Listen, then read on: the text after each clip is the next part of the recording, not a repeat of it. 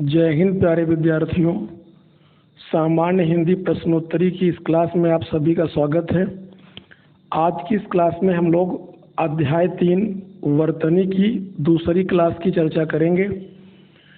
इस क्लास के अंतर्गत हम सभी लोग आज प्रश्न संख्या 51 से लेकर 100 तक के प्रश्नों को हल करेंगे। जैसा कि इससे पूर्व क्लास में हम सभी लोग 1 से लेकर के 51 तक प्रश्नों को हल कर चुके थे। आज का पहला प्रश्न है जो कि इस सेट का 51 नंबर क्वेश्चन है कि संगम शब्द में किस तरह की अशुद्धि है।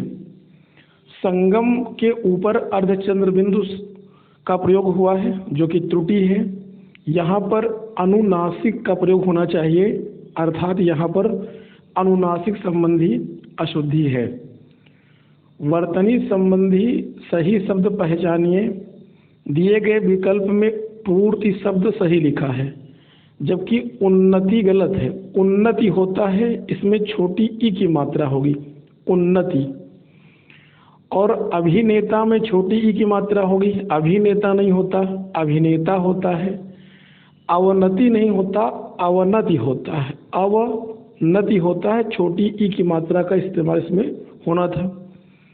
क्वेश्चन नंबर 53, मानक वर्तनी के आधार पर शुद्ध शब्द पहचानिए। कौन सा शब्द शुद्ध है? तो मृत्युदंड शुद्ध रूप में लिखा हुआ है, बी ऑप्शन। वर्तनी की दृष्टि से शुद्ध छांटिए। कौन सा शब्द शुद्ध लिखा हुआ है? तो अभिराम होता है। अभिराम शब्द का अर्थ होता है सुंदर, ध्यान रखेंगे। अभिराम का अर्थ होता है सुंदर और अविराम शब्द का अर्थ होता है निरंतर, अर्थात लगातार। ब्राह्मण शब्द का शुद्ध रूप का चयन कीजिए। ब्राह्मण किस रूप में शुद्ध लिखा है? ऑप्शन नंबर डी पर शुद्ध रूप में ब्राह्मण लिखा हुआ है। जिस शब्द में त्रुटि नहीं है उसका चयन करें। छत्र छाया किस रूप में शुद्ध लिखा जाता है? ऑप्शन नंबर बी पर शुद्ध रूप में लिखा गया है। निम्नलिखित में से शुद्ध शब्द छांटिए। कौन सा शब्द शुद्ध है? कृपा को यहाँ पर 4 तरीके से लिखा गया है, इसमें से शुद्धतम रूप बताना है जो कि ऑप्शन नंबर सी पर लिखा हुआ है। सही शब्द को पहचानिए। खड़यंत्र किस विकल्प में शुद्ध रूप से लिखा गया है? ऑप्शन नंबर डी पर खड़यंत्र शुद्ध रूप में लिखा गया है। निम्नलिखित शब्दों में अशुद्ध वर्तनी वाले शब्द का चयन कीजिए। अनुग्रह लिखा है, गलत है, बल्कि चूंकि अशुद्ध ही बताना था तो ऑप्शन नंबर ए सही हो जाएगा। इसका शुद्ध रूप होता है अनुग्रह। अनुग्रह में रा होगा, ना कि री।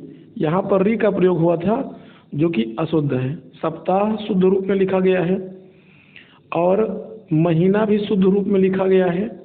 महीना होता है, क्रिया भी अपने शुद्ध रूप में लिखा हुआ है। और यहाँ पर ऑप्शन नंबर 60 नंबर क्वेश्चन देखते हैं कि निम्नलिखित विकल्पों में से शुद्ध वर्तनी वाले शब्द का चुनाव कीजिए। शुद्ध वर्तनी वाला शब्द कौन सा है? श्रवण। श्रवण शब्द शुद्ध होता है, ऑप्शन नंबर सी सही होगा। सही रूप कौन सा है? साहित्यिक किस ऑप्शन में शुद्ध रूप में लिखा गया है? तो साहित्यिक होता है। तो साहित्यिक किस रूप में लिखा है सही? ऑप्शन नंबर सी में लिखा है साहित्यिक। वर्तनी की दृष्टि से कौन सा शब्द सही है? स्वातंत्र्य होता है, ऑप्शन नंबर बी। शुद्ध वर्तनी चुनिए। आशीर्वाद लिख करके आया है, ऑप्शन नंबर सी में आशीर्वाद शुद्ध रूप में लिखा गया है। यहाँ पर ध्यान रखेंगे, आशीर्वाद में रा हमेशा उस अक्षर के बाद लगता है जिस अक्षर के अगले अक्षर पर आएगा, रा हमेशा उसी में लगता है। आजकल अनुशासन के अभाव में विद्यार्थियों की उच्च श्रृंखलता आती है। रेखांकित शब्द को शुद्ध कीजिए। उच्च श्रृंखलता किस ऑप्शन में शुद्ध रूप में लिखा है? ऑप्शन नंबर सी पर। क्वेश्चन नंबर 65 देख लेते हैं। 65 में लिखा हुआ है कि मानव मात्र को गीता का महात्म्य से परिचित होना अनिवार्य है। रेखांकित शब्द को शुद्ध कीजिए। तो इसमें महात्म का शुद्ध रूप बताना है कि किस ऑप्शन में महात्म शुद्ध रूप में लिखा हुआ है। ऑप्शन नंबर सी में लिखा हुआ है। शुद्ध शब्द छांटिए। अभ्यस्त शब्द किस ऑप्शन में शुद्ध है? ऑप्शन नंबर बी में शुद्ध रूप में लिखा हुआ है। अभ्यस्त होना मतलब किसी परिस्थिति से परिचित हो जाना। सही वर्तनी का चयन कीजिए। श्रृंगार ए ऑप्शन में शुद्ध रूप में लिखा गया है, जबकि मातृभूमि नहीं होता, मातृभूमि होता है, यानी इसमें त्रि का प्रयोग होगा। यहाँ पर त्रा हुआ था, मातृभूमि होता है। मुश्किल शब्द गलत लिखा हुआ है, यहाँ पर आधा तालव्य सा होना चाहिए था, मुश्किल में आधा तालव्य सा होता है। और अवनति लिखा था, अवनति को शुद्ध रूप में इस प्रकार लिखा जाएगा, अवनति। अवनति माने होता है नीचे आना और उन्नति माने होता है ऊपर उठना। शुद्ध वर्तनी का चयन कीजिए। कवि का स्त्रीलिंग कवयित्री होता है, ऑप्शन नंबर डी में शुद्ध रूप में लिखा हुआ है। चलिए प्रश्न संख्या 69 देखते हैं। सही वर्तनी है, विकल्प देख लेते हैं कौन कौन से हैं। सही बताना है, शुद्ध रूप बताना है इसका। सही क्या होगा? षष्ठ होगा या षष्ठम होगा या षष्ठ होगा या षष्टम होगा। तो शुद्ध रूप होता है षष्ठ, इसका शुद्ध रूप होगा षष्ठ, ऑप्शन नंबर ए। षष्ठ शुद्ध रूप में लिखा है। शुद्ध शब्द क्या होगा? अहिल्या लिखा है, अनाधिकार लिखा है, अंत ध्यान उपरयुक्त। शुद्ध रूप में उपरयुक्त सही लिखा है। अनाधिकार नहीं होता बल्कि अनधिकार होता है, इसमें छोटा आ की मात्रा होगी, अनधिकार। अहिल्या नहीं होता बल्कि अहल्या होता है, अहल्या। अहिल्या गलत होता है, अहल्या सही होता है। अंतर्ध्यान नहीं होता है, अंतर्धान होता है। तो चूंकि शुद्ध बताना था तो ऑप्शन नंबर डी सही होगा। निम्नलिखित में से कौन सा शब्द अशुद्ध है? भिज्ञ, विज्ञ, अनभिज्ञ या अभिज्ञ। बताना है कि इसमें अशुद्ध शब्द कौन सा लिखा हुआ है। तो भिज्ञ शब्द अशुद्ध है, बल्कि विज्ञ, अनभिज्ञ और अभिज्ञ सभी अपने आप में शुद्ध रूप में लिखे हैं। वर्तनी की दृष्टि से कौन सा शब्द सही है? सन्यासी शुद्ध रूप में लिखा गया है, जहाँ पर ऊपर अनुस्वार एवं आधा ना होगा वही सन्यासी शुद्ध माना जाएगा। वर्तनी की दृष्टि से कौन सा शब्द सही है? ज्योत्सना। ज्योत्सना में कल की क्लास में हम लोग चर्चा किए थे कि आधा ता और आधा सा जहाँ पर आ जाएगा वही शुद्ध रूप माना जाएगा। शुद्ध रूप कौन सा है? तदात में सही होगा या तादत में सही होगा? तादात में से होता है इसका उत्तर, ऑप्शन नंबर ए। तादात में होता है, ए ऑप्शन में सही लिखा हुआ है। इनमें से अशुद्ध वर्तनी का शब्द कौन सा है? अशुद्ध बताना है। हिरण्यकशिपु गलत लिखा था, हिरण्यकशिपु नहीं होता, हिरण्यकशिपु होता है। हिरण्यकशिपु, हिरण्यकशिपु सही होता है, कशिपु गलत लिखा हुआ है, कशिपु होता है। निम्नलिखित में से शुद्ध वर्तनी वाला शब्द कौन सा है? शुद्ध बताना है, कौन सा शब्द शुद्ध लिखा हुआ है इसमें। तो प्रतिदर्श शुद्ध रूप में लिखा गया है, जबकि दृष्टा नहीं होता, दृष्टा होता है। दृष्टा में रा होगा, दृष्टा। आहार नहीं होता, आहार होता है, बड़ा आ की मात्रा होगी। और रचयिता की चर्चा तो हम लोग पिछले क्वेश्चन में कर चुके हैं। निम्नलिखित शब्दों में से वर्तनी की दृष्टि से कौन सा शब्द अशुद्ध है? अशुद्ध शब्द का चयन करना है। तो निरापराध अशुद्ध लिखा होता है, निरापराध नहीं होता, निरपराध होता है। निरपराध, निरा नहीं होता, निरा शब्द का प्रयोग करना गलत होगा। पुष्पांजलि सही लिखा है, भास्कर सही लिखा है और उज्ज्वल में डबल आधा जा होते, इस बात का ध्यान रखना है। निम्नलिखित में से अशुद्ध वर्तनी का शब्द कौन सा है? अशुद्ध बताना है तो वांग्मय शुद्ध रूप में लिखा हुआ है, जबकि उत्कर्ष भी सही है, वैमनस्य भी सही है। मिथिलेश कुमारी गलत लिखा हुआ है, मिथिलेश कुमारी नहीं होता है, मिथिलेश होता है। मिथिलेश का मतलब मिथिला से बना है, ये मिथिला से बना है मिथिलेश, तो यहाँ पर मिथिलेश नहीं होगा बल्कि मिथिलेश होगा, मिथिलेश कुमारी। क्वेश्चन नंबर 79 है कि निम्नलिखित में से एक शब्द अशुद्ध है, अशुद्ध शब्द का चयन करना है। आइए विकल्प देख लेते हैं। दैहिक लिखा है, नौकरी लिखा है, प्रौढ़ है और पौरुष है। तो आप सभी जानते हैं कि नौकरी नहीं होती, नौकरी होती है। आप सभी लोग नौकरी की तलाश में हैं, ना कि नौकरी के। तो बाकी दैहिक, प्रौढ़ और पौरुष शुद्ध रूप में लिखे हुए थे। क्वेश्चन नंबर 80 देख लेते हैं कि एक वर्तनी शुद्ध है। कौन सी वर्तनी शुद्ध है? अनानास शुद्ध रूप में लिखी है। निरपेक्ष अशुद्ध लिखा हुआ है। निरपेक्ष कैसे लिखा जाएगा? आप देख सकते हैं निरपेक्ष होता है, इसमें पूरा रा होगा ना कि उड़नतुरा। खिवैया नहीं होता भैया, खेवैया होता है, खे होगा ना कि खी। और न्यव छावर नहीं होता है, न्यो होता है, यानी ओ की मात्रा होगी इसमें, यही त्रुटि है, औ की नहीं बल्कि ओ की। अब जो कि शुद्ध पूछा था तो ए ऑप्शन सही हो जाएगा। एक वर्तनी शुद्ध है। उन्नयन शुद्ध रूप से कहाँ लिखा गया है? ऑप्शन नंबर सी में लिखा है। उन्नयन माने होता है निरंतर आगे की ओर बढ़ना, ऊंचाइयों को छूना। एक वर्तनी शुद्ध है। कौन सी वर्तनी शुद्ध है? अक्षौहिणी। जिस सेना का कभी अक्षय न हो, कभी क्षय न हो, वो अक्षौहिणी ही सेना होती है, यानी अक्षौहिणी सही होता है। निरोग गलत है बेटा, निरोग नहीं होता बल्कि निरोग होता है, ध्यान रखेंगे, बड़ी ई की मात्रा होती है इसमें। कोमलांगिनी नहीं होता, कोमलांगी होता है। राज्य महल गलत लिखा है, राज्य महल नहीं होता, राजमहल होता है। ऑप्शन नंबर डी हो अशुद्ध था, तो जो कि इसमें शुद्ध पूछा गया था तो बी ऑप्शन सही है, अक्षौहिणी। एक वर्तनी शुद्ध है। कौन सी वर्तनी शुद्ध है? अनापेक्षित है, पर्यवसान है, क्लिंट है, यह सट दर्शन है। बताना है कि शुद्ध वर्तनी कौन सी है। तो पर्यावसान शुद्ध रूप में लिखा है।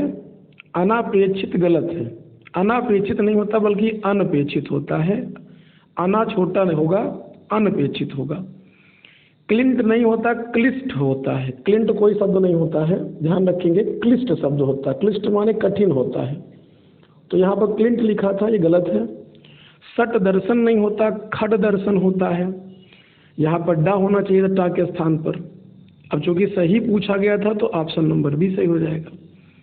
एक वर्तनी शुद्ध है, निशब्द है, जामाता, आविष्कार या देवारसी।